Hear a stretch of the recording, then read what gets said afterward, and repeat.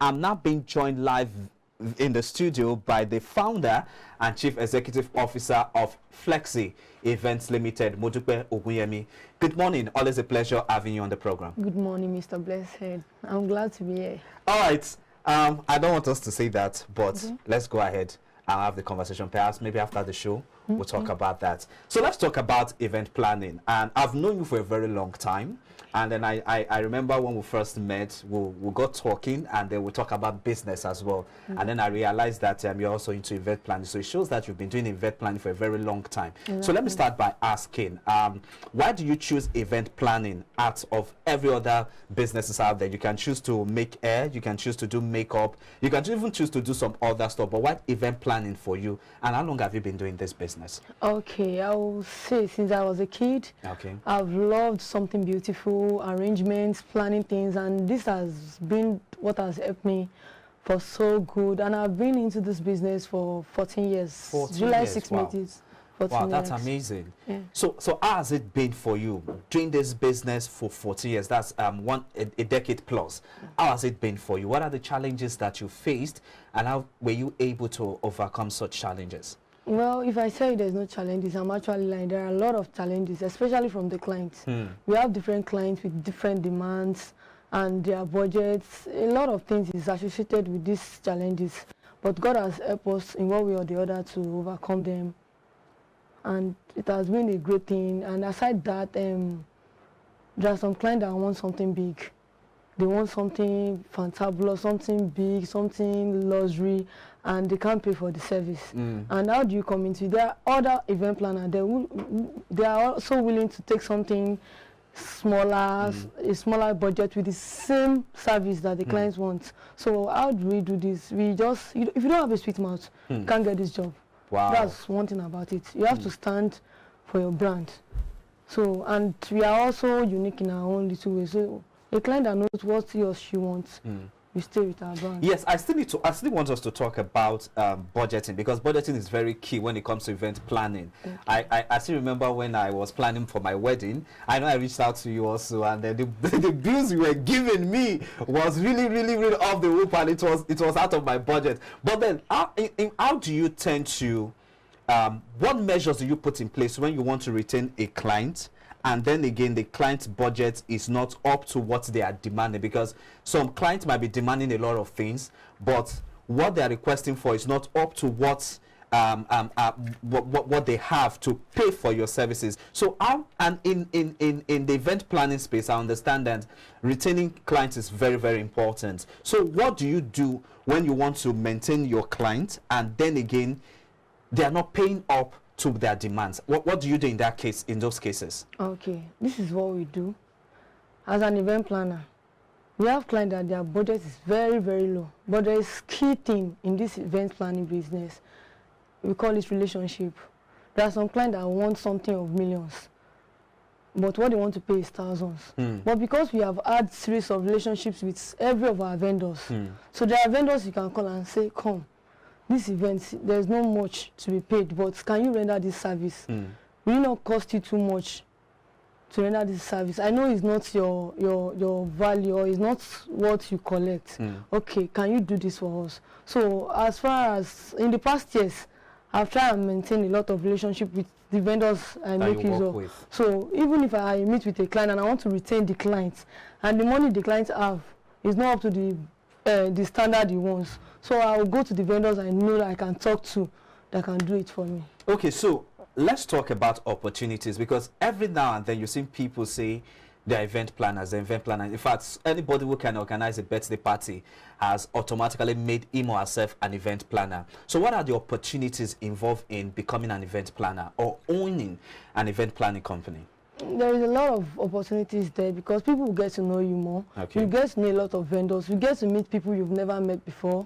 And you get to see some people that you will not expect to see in an event. Then that gives you the opportunity to meet with them, talk with them, get to introduce yourself, and they get back to you like, okay, we'll be planning for so events, maybe next 2 weeks, next month. Can you come? Okay, let's see. Okay, we've seen what your service looks like. Can you come and do same thing for us? So there are plenty of opportunities there. Okay, so right now in the country, people are complaining, there's the hike in the price of fuel, and there's some people are complaining that things are not really going on well in their businesses and all. Do you think all of these things are also affecting your business operation? It's cut across to our business too. Oh, really? Yes, exactly. So what are the pains that you guys are going through at the moment? We are going through a lot because during event planning now, a lot of people are there. So there are people that if you have a service that you want to render to a customer and the person wants to pay maybe 1,000 naira, let's just assume. Yeah. You see somebody that will do that will render that same service and collect 500. Wow. So there are a lot of challenges, and aside from that, I don't know. There's no way we could do it because it cuts across to us too. There's no way. We are feeling the pain too. Okay. We are feeling the pain, and before we can't even increase our price. I think it's only event planners that their price cannot be increased. Wow, well, a lot of people seem to be increasing prices these days just to stay in business. So why are you guys not increasing your prices too? The reason is because there are a lot of, just like what I said earlier, there are a lot of event planners. Okay. And if you increase your price, you see somebody else who will take lesser, and they will still render same, but our standard differs. So let's talk about vendors now, sourcing for vendors. How easy it is to get vendors, because I know that a lot of vendors actually disappoint, and if they do in such cases, how do you manage such a disappointment? Okay, I've had experience with a vendor that disappoints, but because I have a lot of vendors at hand, and I was able to do, because as an event planner we fix things. That's it. We fix things, and sourcing for events, most times it's good to go online, but I do it physically. Okay. And the reason is because I attend other people's parties, so that a party that somebody else is planned, I attend there too. Okay. Then when I see the kind of service the vendor rendered, it can be anything, it can be drink, it can be food. I'll go straight to the person in charge. Are you the one that make this? Oh, this is like, can I have your card? Where's your office? Okay. So I've tested this, I can recommend. So I prefer to do it one-on-one than sourcing online. But it's good to source online too. Okay. So that is it. Okay, so let's talk about events now. We have a lot of events, and in Lagos today, there's never a weekend where an event is not happening, okay, except where there is a public holiday, a national holiday where there's no movement. That's when you don't get to see events. But if you're talking about birthdays, weddings, and other corporate events, do you actually charge the same amount for this event? And what actually differentiates this event from one another? Okay, we don't charge the same amount. Okay. And the price we give for an event to take place depends on the client. Okay.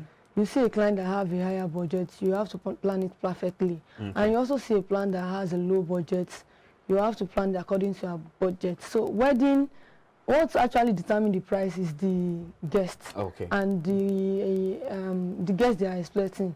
Maybe it's 1,000 guests.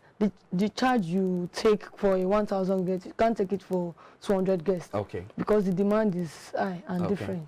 Okay, so let's talk about let's talk about the features of your business. The future, let's know the future of your business. First off, I need to ask you, what do you expect government to do to support your business? Okay, and then again, what is the future like for event planning business in Nigeria? Okay, I actually want to say thank you to your TV station, iBrand, because it's not really easy. Before you could see a TV station that calls people to come and explain what their business like. The government should give us opportunity to showcase our business once in a while. And the reason is because most time when you want to get job on the high places, you just say that so person is in charge, and that person is the person they'll be using, no opportunity. So we source our clients from normal human being like me. Before you could get a client that is into government or anything, it takes the grace of God. But I will also permit the government to please, because I pay tax too. Oh, you do? And that stuff. Wow, that's amazing. So, and I know how much they cut.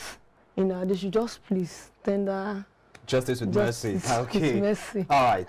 So we need to go now, but then again, someone out there is watching you and they really want to get into event planning. Can you take them through that process of what it takes or the qualities they need to have to become a successful and professional event planner like yourself? Okay, I'm going to give an advice. If you're out there, you are watching me and you want to be a successful event planner like me or better than me, I would advise you to accommodate, be accommodating. As an event planner, you have to make yourself a family of any of your clients. So when they see you as family, they will interact with you more and be free with you.